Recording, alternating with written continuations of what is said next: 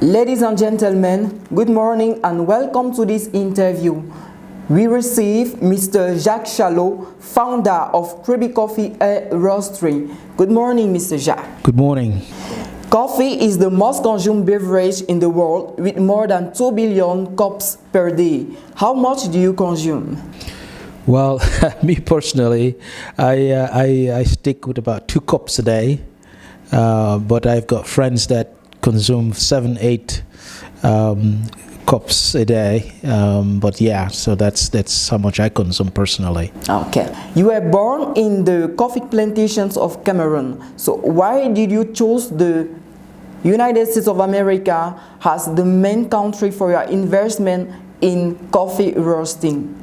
Yeah, I didn't purposefully pick the United States. I happened to have been in the United States already. I went there to study, and after my studies and graduate work, I spent time working for a number of large companies from IBM to Oracle, Salesforce. I was a software engineer, and I managed a team of individuals selling marketing automation systems. So, having lived in the United States in my adult years, I was able to have a personal experience of different things, including obviously coffee consumption in the United States. So, I noticed that obviously the consumption of coffee in the United States and elsewhere, but mostly in the United States that I was in, was growing quite rapidly. And when I chose to get back into coffee, which was the origin of my family, obviously decided to stay in the United States because I was there already and I could understand the consumption of coffee and how it was rising. Okay, so you are the founder of Kribi Coffee Roastery. What are the achievements and long-term visions of the enterprise? Yeah, so yes, I am the CEO of Kribi Coffee Roastery, and so far we have established a presence with 4 coffee shops and a significant warehouse where we roast the coffee for other businesses, other coffee shops, and upscale restaurants. So our current footprint is strictly the United States, but we do have an innovative research and development facility in Leeton, just outside of London, that my daughter runs, and we're beginning to roast for other businesses as well. So part of what's unique about what we're doing that we want to leverage into the future is our relationships with farmers and how we source coffee, and then secondly, how we roast the coffee, which represents the only other alternative method of roasting coffee in the world, air roasting, which the technical term is actually fluid bed roasting, but we, for common use, we call it air roasting. So that's our footprint and our establishment today. We are in the plans of leveraging that now to scale around the world, come back to Cameroon, work with farmers, increase our capacity of production, and then go from there. Tell us, how did you get to where you are today? Yes, thank you. So as I indicated before, I went to the United States to study, and I work with a number of companies. But obviously, with our coffee farm, most of my siblings and I actually did not farm it. My mother passed just over 100 years old in 2013. And I was inspired when my eldest sister wrote a detailed biography of the family, and from this biography, I came to understand more clearly that my mother was the entrepreneur of her family, had made enough money to purchase almost 500 acres of land in an area called Mabunji, just outside of Kumba. And then my dad, upon retiring from the service, joined her, and they cultivated different cash crops, cocoa, plantains, and again, different cash crops, but mostly coffee. So I grew up in the coffee business as a small kid. My playground for football, soccer was coffee trees, my obstacle course. So I grew up in the business. So with that inspiration, I look back on the fact that I know coffee. I know the farming of coffee. I understand where coffee comes from. I understand the process of farming it, and so I thought, okay, you know, I can get into coffee. So I paused my career at the time and started to do research to understand what happens to the green coffee that we ship from the farms all over the world, but from Cameroon to the United States and different places in the world, and then what's happening with farmers all around the world, what's happening with farmers in Cameroon.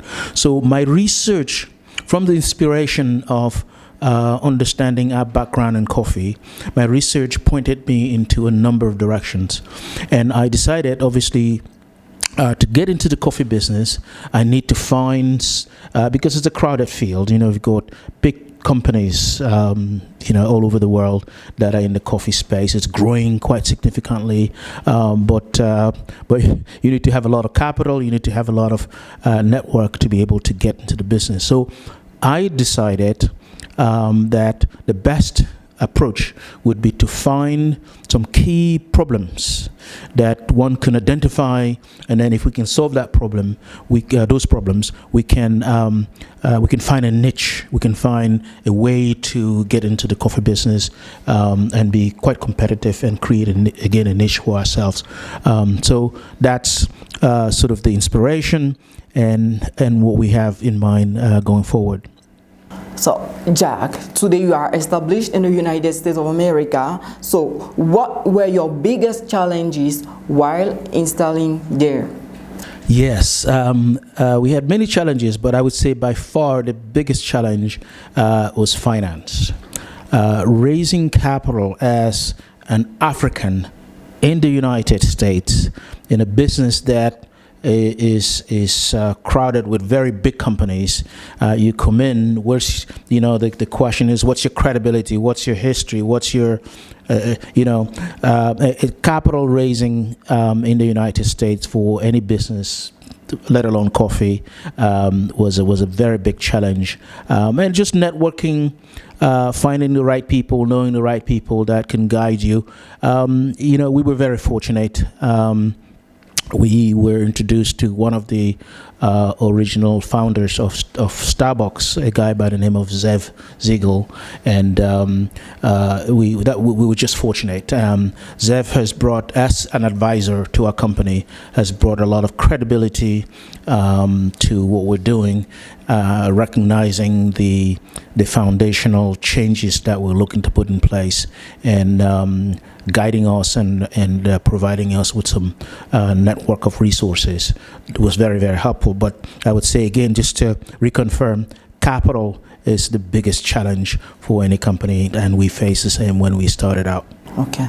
What makes the difference between you and the local roasters whose expertise is equally known recognized in the international market? Yes, really good question. We feel there are two fundamental things. One, the local roasters and some of the big roasters all around the world utilize one system to roast coffee, and it's the most prevalent system that has been around for many, many years. We believe our system is different. We believe that our system results in better tasting coffee, fundamentally, but it's just not. I mean, when we started out with the technology that we worked with a company to patent and are innovating in the marketplace, a technology that has been around, but we are the first to actually bring it to market.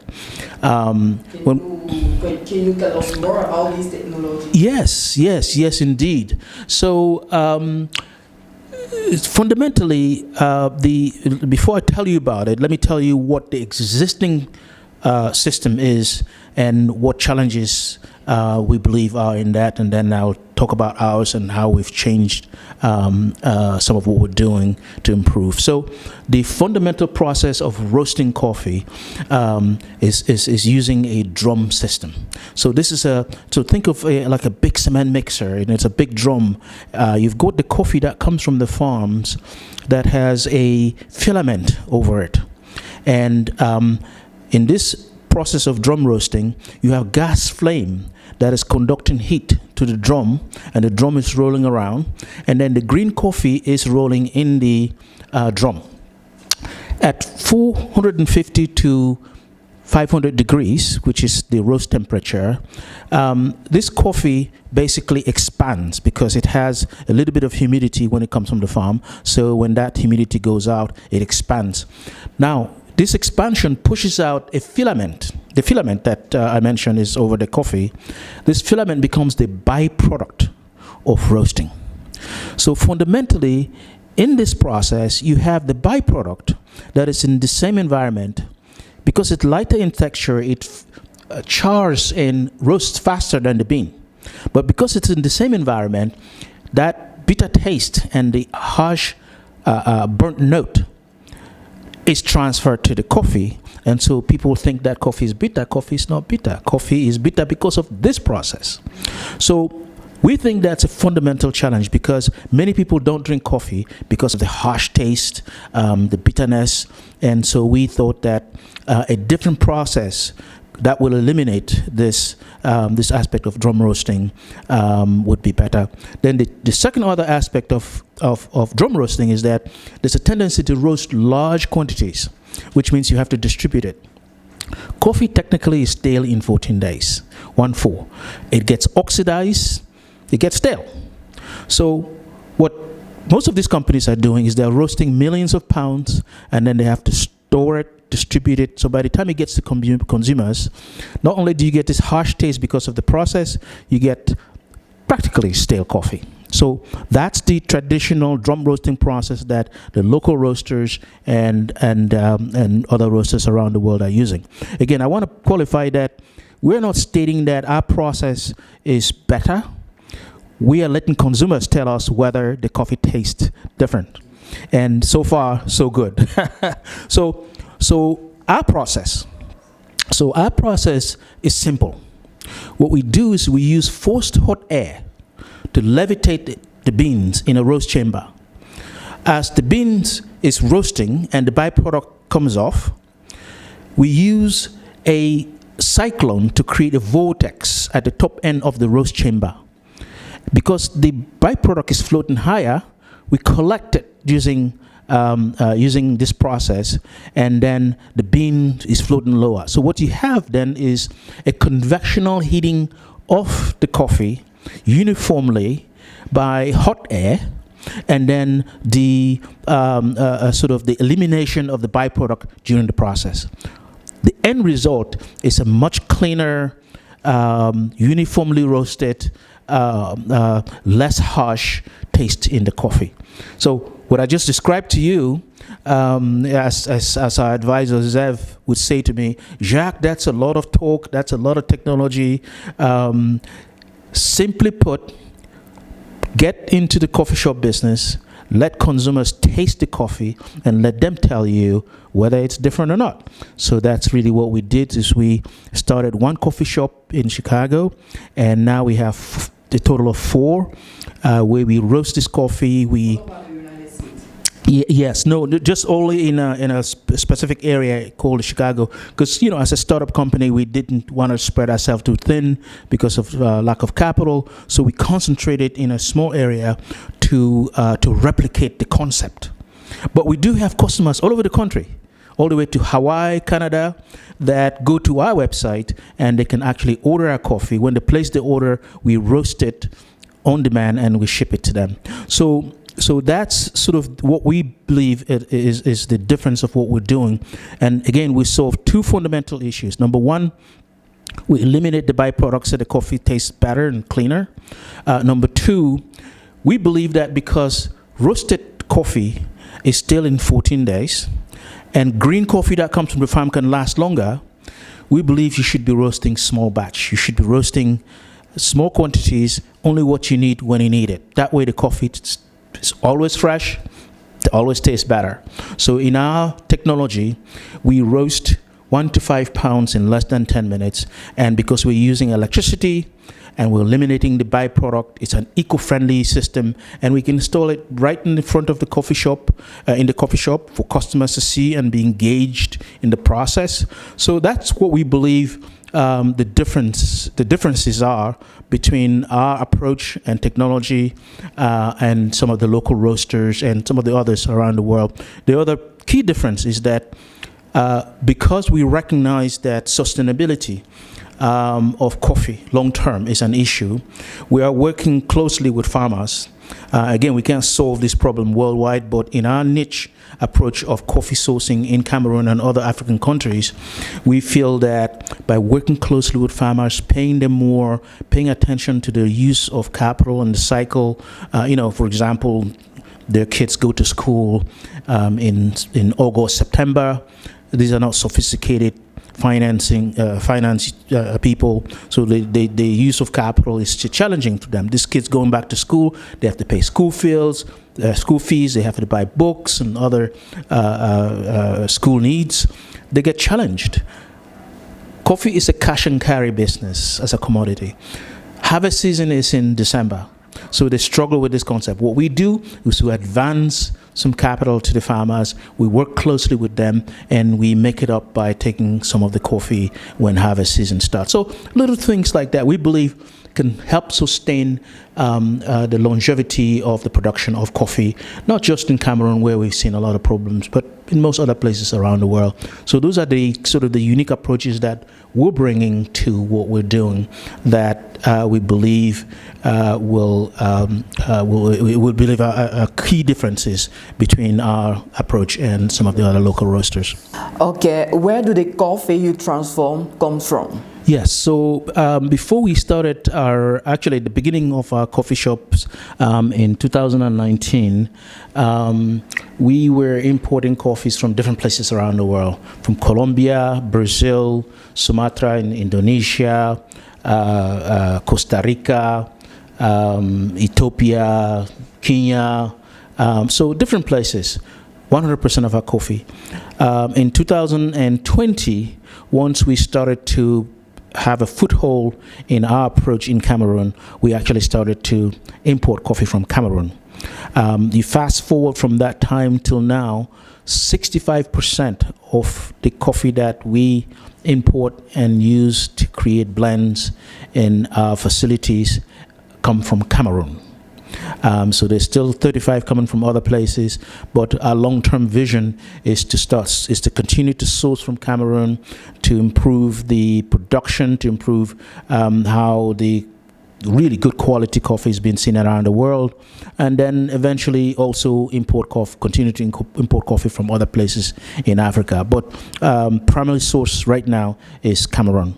What makes you import a lot of Cameroonian coffee? What are the organoleptic peculiarities of Cameroonian coffee? Yes, as you know, in Cameroon is known as the mini Africa, well, because we have an ecological system, a vast geography of different soil content that we believe is very, very fertile and rich for different types of crops. Specifically coffee, the ability to grow both Arabica coffee up in the northwest in highlands, and the ability to grow Robusta in flatlands, which is mostly what we have in our farm. We believe that this rich soil and the volcanic nature of everything that we've got here in the country provides for a good foundation for the growth of coffee. And again, this is not just in our tenure. Coffee has been known to be one of the best products from Cameroon, and Cameroon coffee is well known all around the world. Unfortunately, our production capacity decreased significantly the past 50 years for a whole variety of reasons: disenfranchisement of the cooperatives and lack of interest in farming, a whole variety of things. But our production went so low that we went from number 6 in the world to now we're number 60 in terms of capacity of production. But the quality is still there. So we've done lots of tests. We've shared our coffee with some very reputable organizations, and they've copped it and come back to us with some very, very positive feedback. In fact, there is an Ethiopian company, which, not having asked them, I won't share their name, but they're based in Oregon, that previously standardized their entire blends and their entire business around Ethiopian coffee, Kenyan coffee, and some other coffees around Africa. We shared with them some coffee from Cameroon 2.5 years ago. They've tested it. They've slowly created blends of Cameroon coffee with basically Robusta and Arabica. And finally, this past year, 2023, in August, they commissioned all their coffee blends to be done strictly with Cameroon coffee. That was a testament of what we believe Cameroon coffee, the quality of Cameroon coffee is today. And fast forward, we had a container of all Cameroon coffee that was shipped directly from Cameroon to Oregon, specifically for this customer. But Jacques, we know that the coffee production is declining in Cameroon, and what is your view about this fact? Yes, it's very sad, and it's declining, and it has been declining for a number of years. Again, mostly because I think the cooperatives have been disenfranchised. Most of the farmers are getting old. The younger children don't see a future in coffee because they see their parents not making enough money. So most of them are moving to the city. So this is further resulted in the declination of a capacity of production. That is a problem, without a doubt. But we believe that rejuvenating the farming of coffee, bringing younger people, encouraging them, paying them well, showing them a path, is, from our perspective, humbly, is the way to position coffee production to be back in the perspective that it used to be prior. So our vision is to, again, work closely with farmers, find young people that we can train to work with these farmers, help the farmers, and we think long term this is a way to turn this downturn around. And we've started to do that, and we think that the future is bright, and we welcome other companies to join us to do the same, particularly not just Cameroon, all over Africa. We think this is a fundamental commodity that could help change what we're doing here in Africa. How can a company join you? Oh, we are available. They can reach us at the Kribi Coffee Roastery. Our website is kribicoffee.com. They can send us a message through our site, and our Facebook is very active. Our Instagram is very active. Any one of those, they can contact us, and we can have discussions on how we can help each other. And it's not just in the farming sector. So as you can see, we're working across the value chain of coffee all the way to creating the finished cup, and we have unique approaches at each step, particularly our roasting. So other companies that are interested may want to contact us about our method of roasting. We'd be happy to share more about that. Okay, Jacques SHALO, will you encourage African and Cameroonians to continue producing coffee in view of the prices currently charged to producers between 4.78 and 30.78 US dollars per kilogram? Yes. Yes, indeed. That's a travesty. In fact, in some instances, it's even lower than some of those numbers. We believe that the approach that we're taking of managing the farms, importing the coffee directly, and doing the roasting and also the delivery of the finished product, because we're managing the entire all the categories in the value chain, we feel that our approach, and if most companies do the same, we would have a lot more dollars to bring back to the farmers. Again, this is a big problem all around the world. We're not pretending like we've got the answer, but in our approach, in the test that we've done and the positioning of what we're doing into the future, we believe this is a fundamental approach that could change the pricing of coffee, where it's basically fair. And let me share with you the blunt truth about it, is that for every pound of coffee that we purchase, okay, so what you stated was about $4 per kilogram, so that's roughly about say $2.50 per pound. So if you look at the dollars in the value chain, so you spend $2 for a pound of coffee. That same pound of coffee, if you take Cameroon coffee upon roasting, our 12-ounce, not even a pound, our 12-ounce coffee that we're selling is $18. Okay, so, and this is again the same thing for all other coffee. You pay $1 or $2, you roast it, you sell it for $18. That's a huge margin.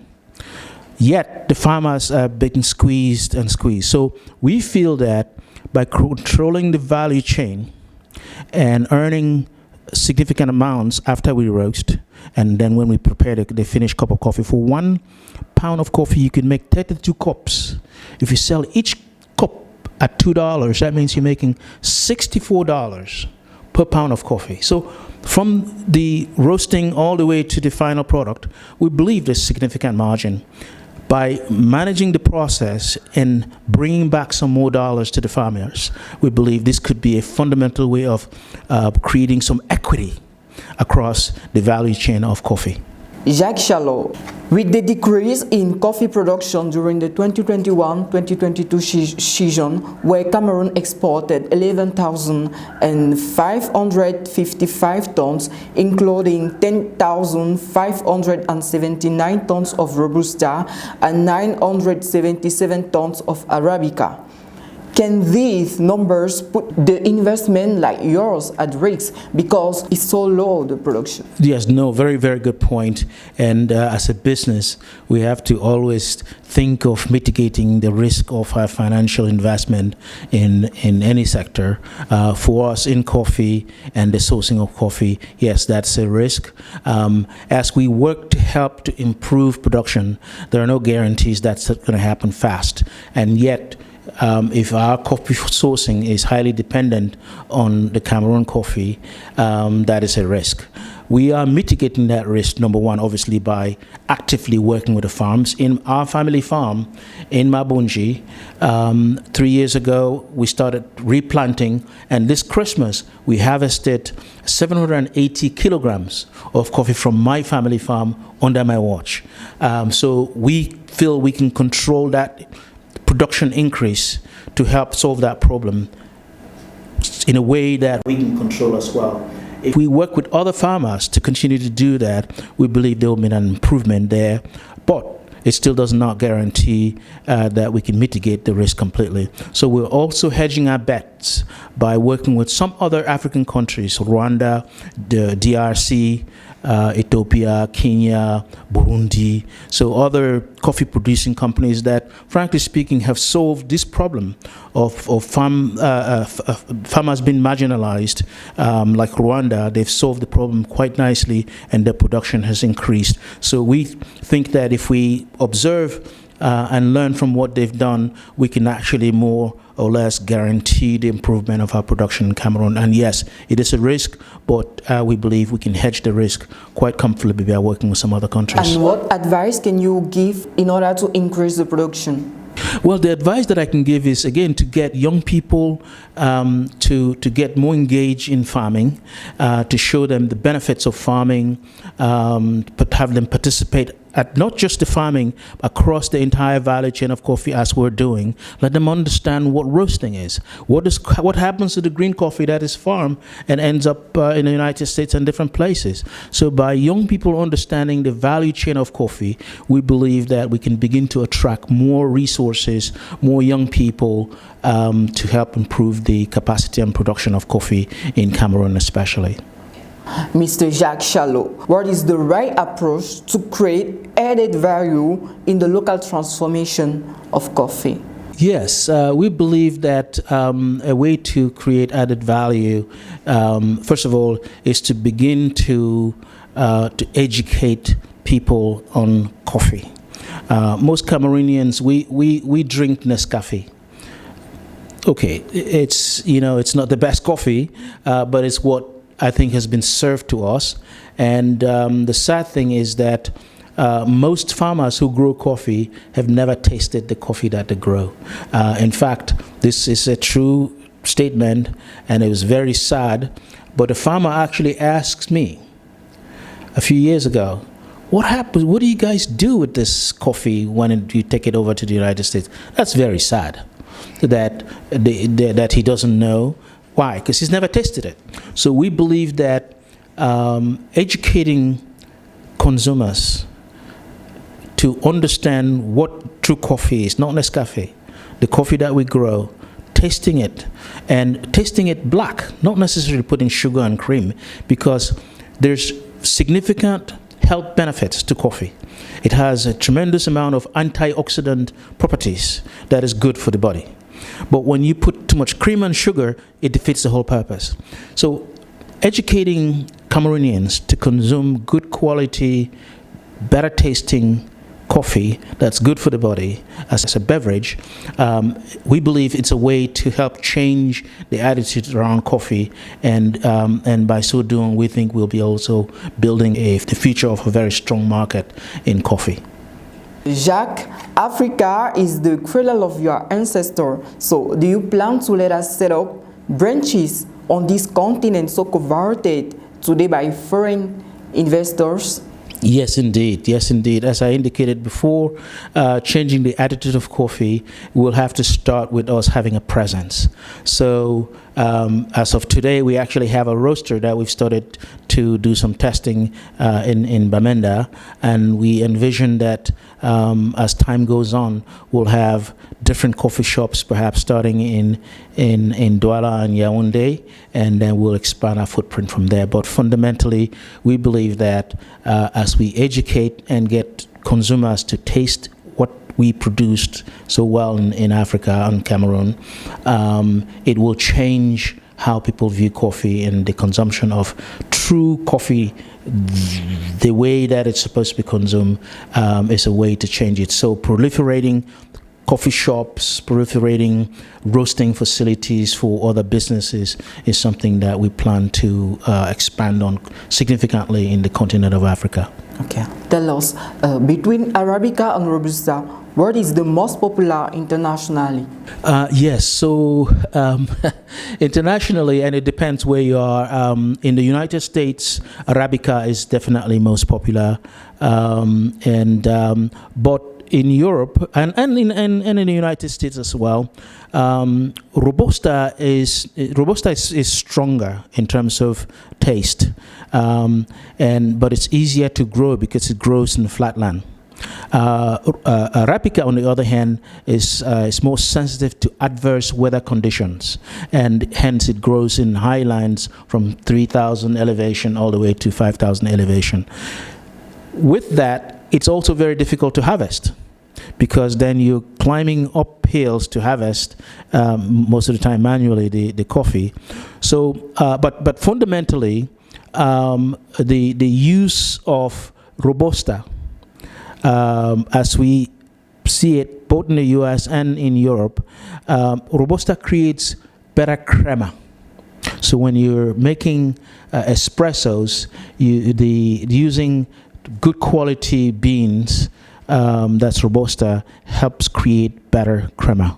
So, and it gives you that little bit of a kick In US, I'd say definitely Arabica is more popular, but across the world, I think Robusta has a place for blends and in creating espresso type drinks.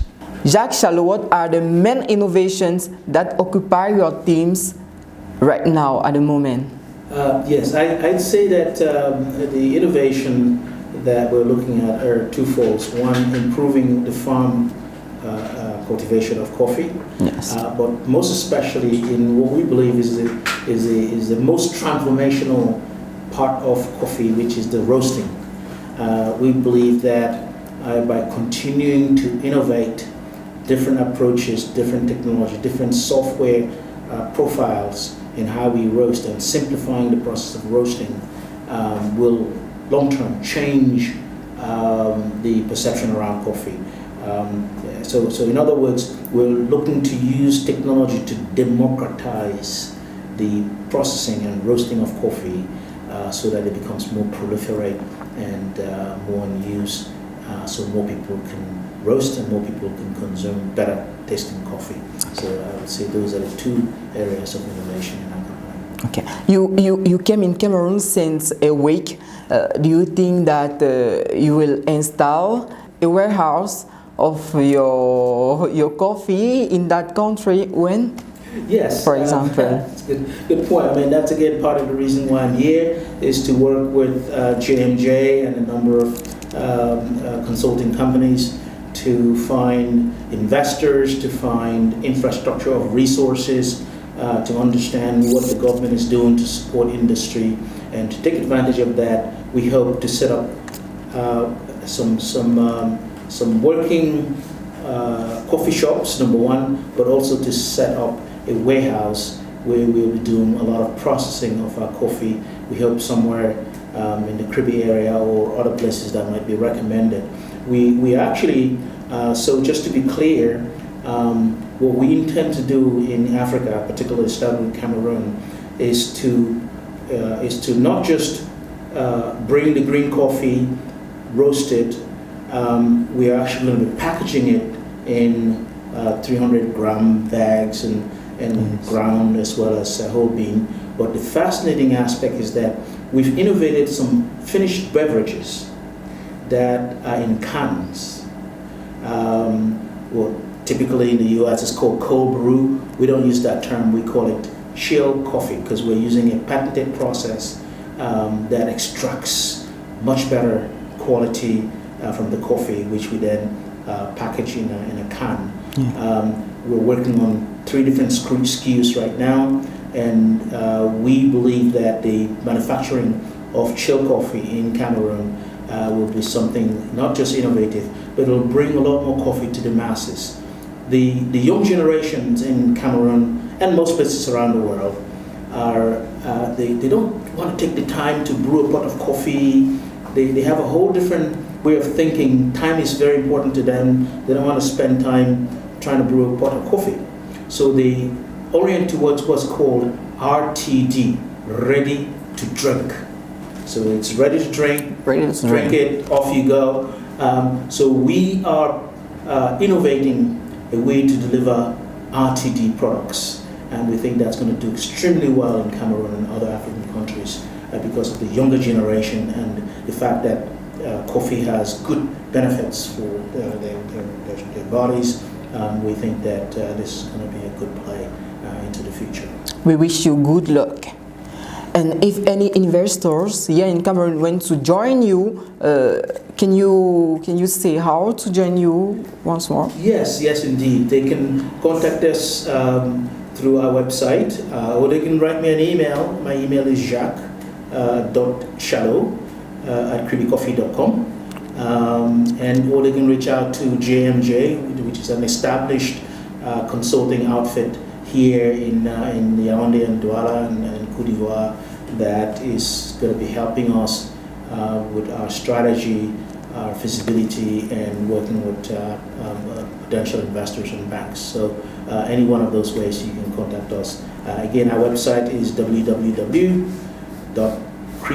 coffee.com. Ladies and gentlemen, this is where this interview ends. We therefore conclude that coffee is a promising sector where Africans can make a considerable places for themselves. It's the case of the Kribi Coffee Roastery company founded by Jacques SHALO that we received on this set. Thank you, Jacques, for coming, and thanks for sharing your experience with us. And you, dear viewers, thanks for following us. Thank you very much. Really appreciate the opportunity to be here to share what we're doing in coffee.